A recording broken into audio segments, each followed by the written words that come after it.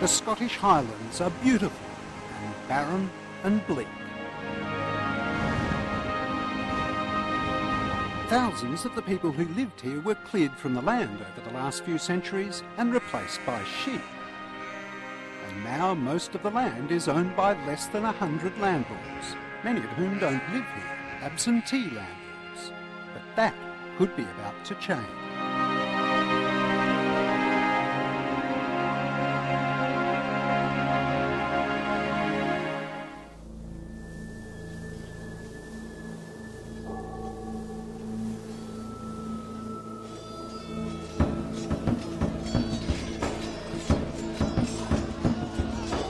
We'll begin our story here, where the last pitched battle on British soil was fought in April 1746, Culloden Moor.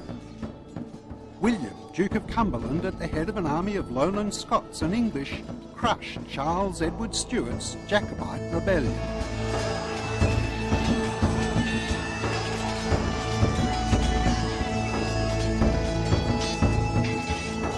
It was a massacre. Bonnie Prince Charlie's Jacobites and clansmen were literally cut to pieces, mutilated beyond recognition. It wasn't English against Scot, it was Protestant against Catholic, Southerners against Northerners, and it signalled the end of the clan system. The clearances followed. It went on for over 100 years. This was the time they said the sheep ate men. Where did they go? At first to the coast and the lowlands, then to the Americas, mostly Canada, and in time to Australia and New Zealand.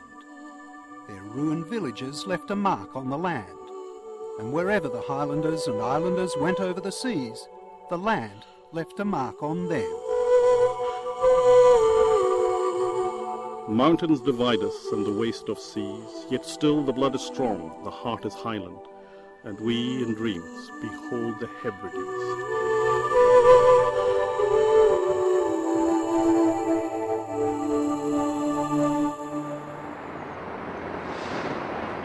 In the Scottish Parliament in Edinburgh, a land reform bill is proposed that will give local people the right to buy the land, even if the landowners don't want to sell.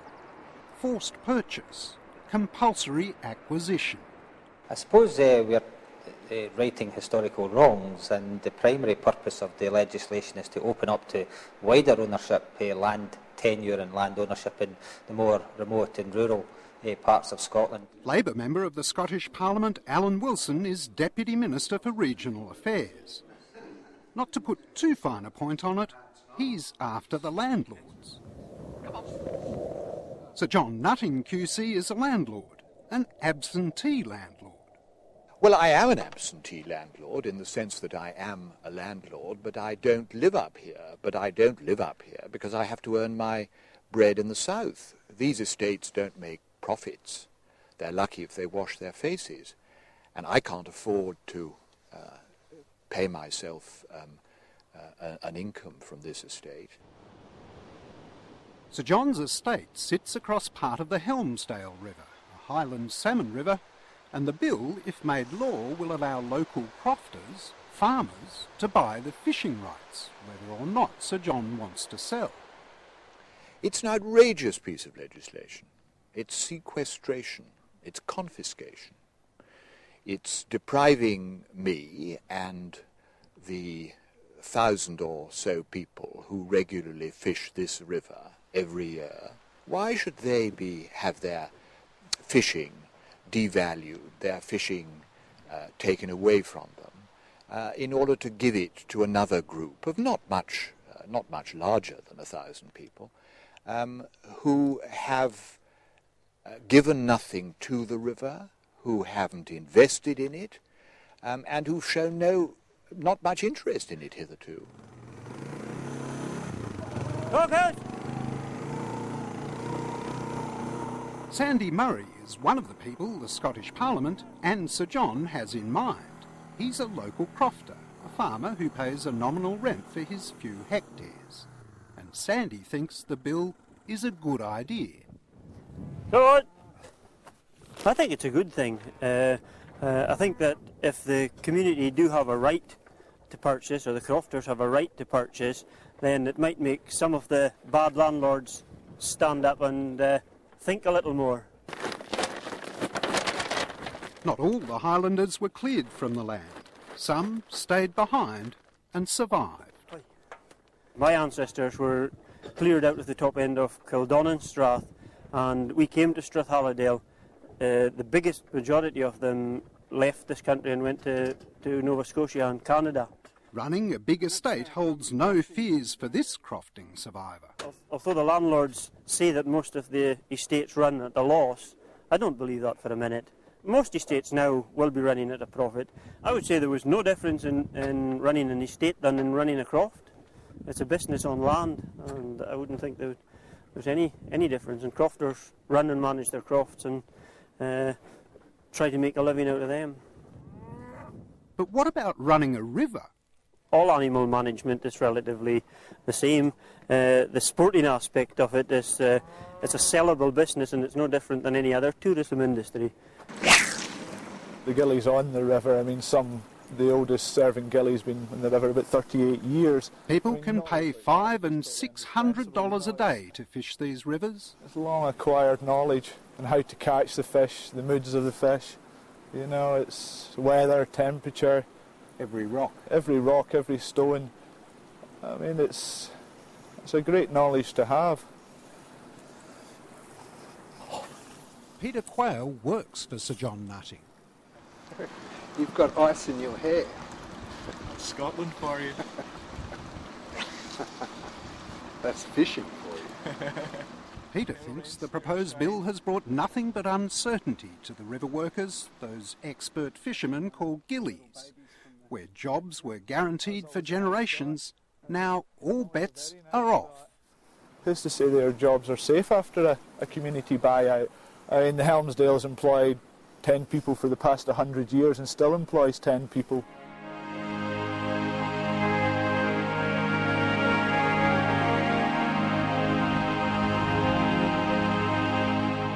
It's not just salmon fishing on the Great Estates, there's deer stalking as well. And the stalkers believe that their jobs are at risk too. Well, the workers who will be immediately affected are on the river. The superintendent, the bailiff and the gillies, the 5 gillies. But in addition, and this is equally important, the stalkers on the hill will lose their jobs because you cannot take the river away from the hill because the whole thing becomes economically unviable.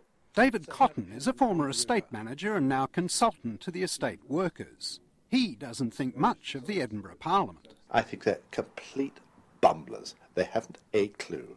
We have never been consulted. The ethos is exactly the same as the Mugabe land grab in that it's designed to create a great visual and emotional effect.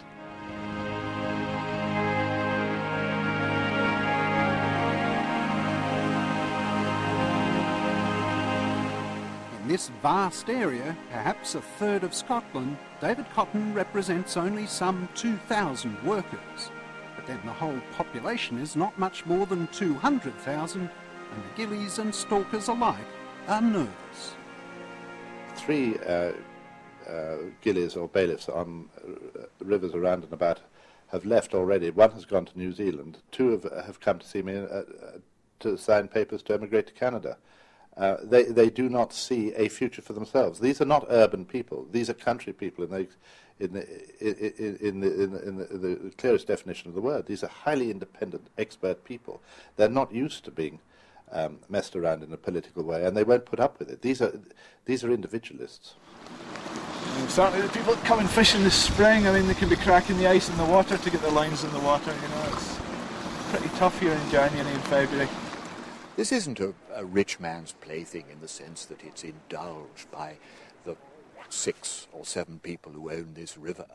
This is shared in the sense that it's rented, it's hired out, to huge numbers of other people from all over the world, from Scotland, England, Australia, the continent, America, Canada, you name it, who come here regularly and enjoy the fishing on this river, for which they pay.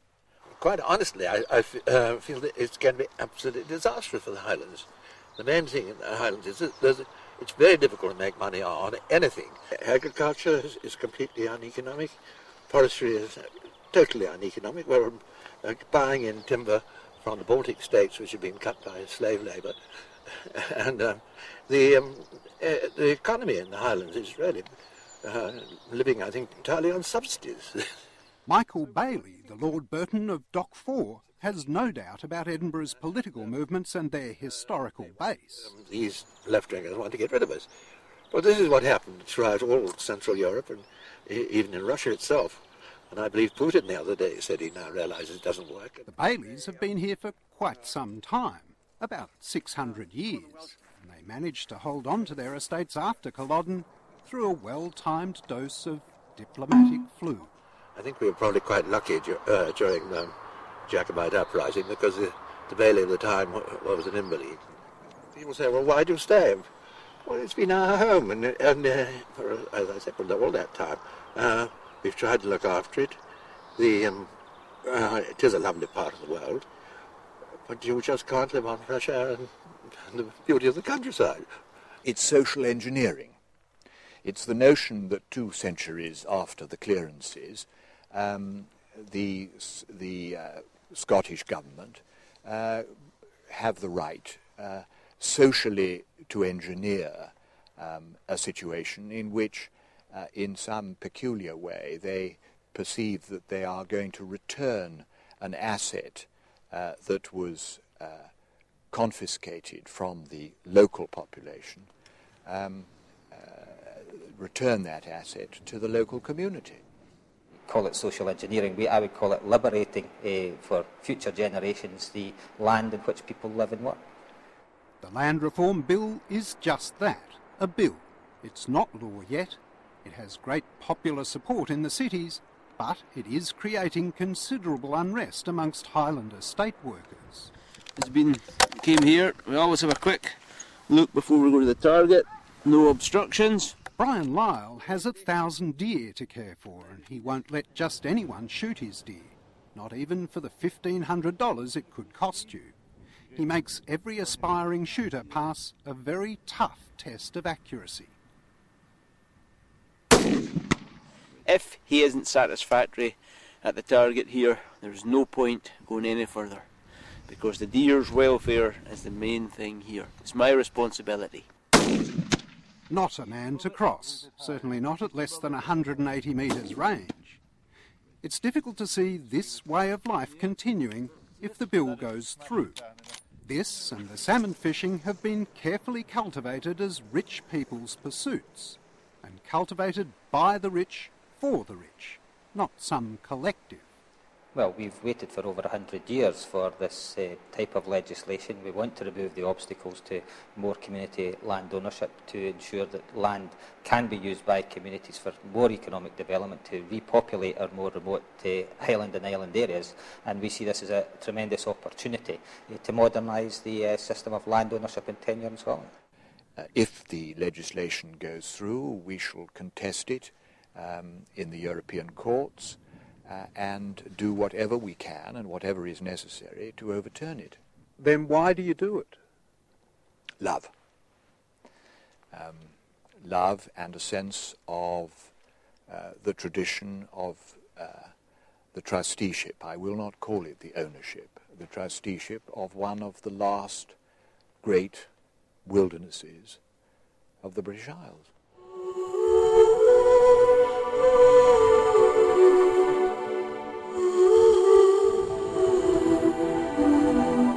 Trusteeships, community ownerships, liberating land, uneven and unequal distribution.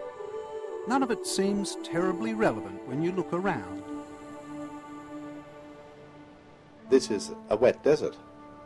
We always come back to the landowner, providing the wherewithal so that we can bring in deer stalkers and fishermen to help pay our wages. There is nothing you can do with this country. Well, not quite. You can just look at it.